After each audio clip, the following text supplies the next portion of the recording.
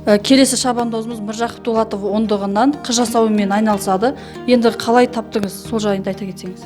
35 ағым шабандоздарымын. Бұл оқуға келген себебім менің өзімнің қыз жасауым бар болатын. Бірақ барлық нәрсем бар, табарым да бар, клиент тарта алмайтынмын. Сол үшін осыған сотка арқылы, интернет арқылы шақыру үшін OLX дейді ма, SMM дейді ма, сондайларды білмейтінмін. Сол үшін осы жерге үйренуге келдім. Шүкір, Аллаға шүкір.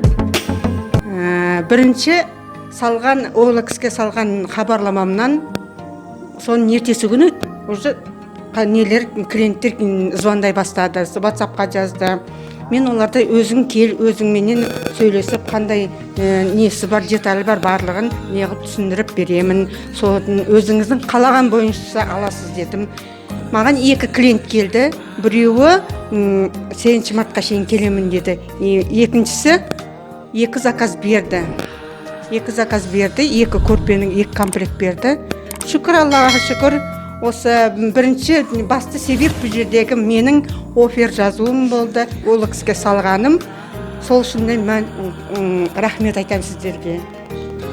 Енді нақты қанша табыс таптыңыз? 24 мың таптым, таза табысым 24 мың.